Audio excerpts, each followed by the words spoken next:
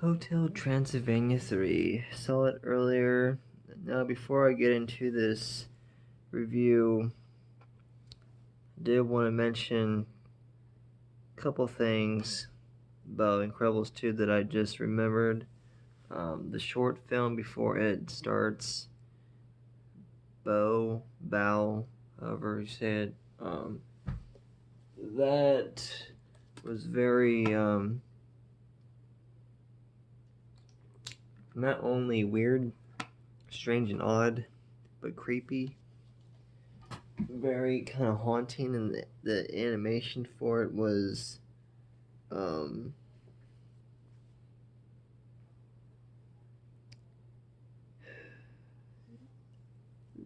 same as you would expect it to be. Check. Okay. Um, it was okay, I guess, but um, yeah. Right. Um, just looking weird, dude. um, that's all I want to say for that. And just the shape of them and everything, just odd. Um, Now, for the actual movie, Hotel Transylvania 3, there's no like short or anything. I have seen the first one and the second one for once. So with my aunt, I saw this with her as well. Um, it's very childish at first and immature, very kiddie, which I didn't care for. And then luckily it builds up more maturely and just a fun storytelling movie about romance and just fan vacation, having a good time. The amount of monsters in this movie, man, the amount of monsters like in the fam are like at least 100, if not more. I love the raccoons. They have a lot of kids. And one point in the movie, I this might be spoiler, just so you know. Um,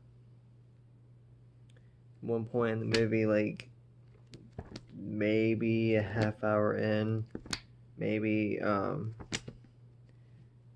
the parents bring the raccoon parents bring their all of their babies, raccoon babies, to the kids club. It was all calm and chill until they brought all of their babies in, and then the front desk receptionist fish literally got murdered. It's hilarious. The babies were taking over everything. It's hilarious. And at the end of the day, towards in the movie, of course, they're all on the beach, and the you can see the fish all beat up because he got murdered. um, and that's it. You know, the baby's on them. Um, but the raccoons aren't shown to terribly much, and they they get locked up in the submarine ship because they're on the cruise ship. And after that point, um, towards the very end, they get their babies back, the raccoon babies, and um, continue on with the story. Just normal storytelling, but this movie eventually got very fun to watch. Wasn't boring. It escalated very quickly. Definitely a romance, kiddie-like movie. Great storytelling. Teaches you lot about life, like who to trust, who to not trust, how to trust your instincts, and just feel your gut. Just know when to answer, know how to feel. Just trust your gut, your instincts. Something good or bad, wrong happens. Um, the same way with Infinity War. Um, Lots of plot twists where I thought the bad guy, not like person, like the gender, but bad guy. Um, it's hard to say and tell. Oh, are they gonna get locked up, and then that's it for them, or is there going to be something else to it? And I won't really spoil that, even though it's not really it doesn't really pertain or matter. But I'll spoil it anyway, just so you know. And I'll give it a couple seconds till I spoil it. But what ends up happening is that the bad guy, like I said, gender doesn't matter. The bad guy, okay,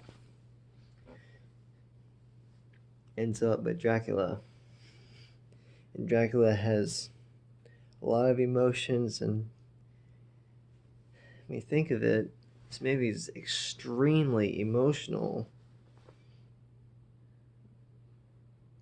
The script, the wording, how they say it to each other, they're face to face.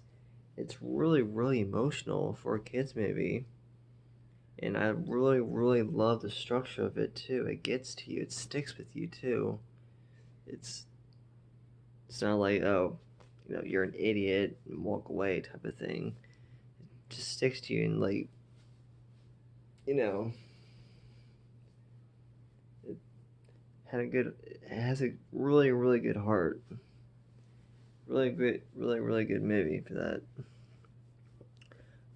I would say this is one of the best movies I've seen, actually. And saying that it went from childish, immature to growing on you, like fun to watch, compelling. It got really fascinating and fun to watch, interesting. Um, Not bad for hour and a half, hour and 25 minutes. Might go see this again. Trying to think. Loved everyone, the monsters. I'm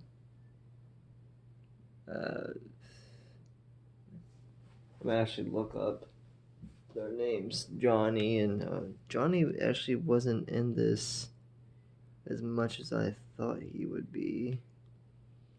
But his son, uh, Pitbulls or whatever was, but definitely 10 out of 10, maybe even higher than that. Just look this up.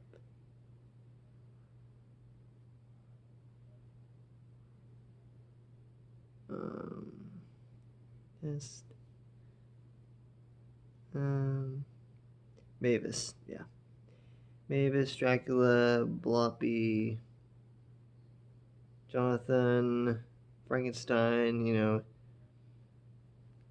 everyone was great, very caring. I said it has a really good heart. It's very fascinating, fun to watch. I want to mention this too. There's a part where how fucking far is this dungeon? Like, exactly an hour in this movie, I can assure you that an hour in this movie, there's a point where the bad guy Erica, uh, they're in this arcade, and of course she goes into the very back, behind curtains, away from everyone. Dude, how the amount of distance this dungeon is crazy. It keeps going on and on and on and on. Um, but I really liked the structure of it. And of course, Dracula follows her, and then of course his beautiful daughter Mavis follows him too. And you know, goes on. Um, but I don't really want to say too much about it, but just that specific part was crazy. The distance, everything with that is crazy. Um, make sure.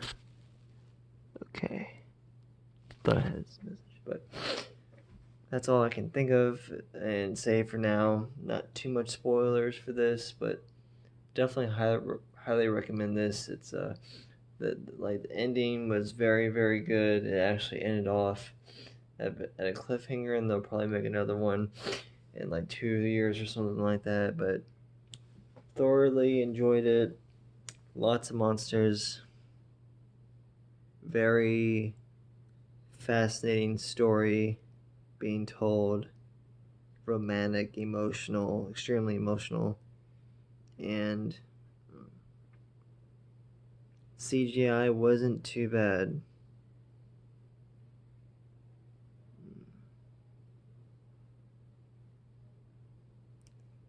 I think that's it. I'm trying to recall. Very fun story. And I know I keep repeating myself, but very fun story. It picked up after 20 to 25 minutes in. It definitely picked up. So stay tuned, sub like. Um, there's a lot of movies coming out, man. My next review might be Jurassic World. Maybe, I don't know. There's a lot of skyscraper and everything. So a lot to look forward to. Like I said, once again, had a great birthday, 23 now. But I think that's it.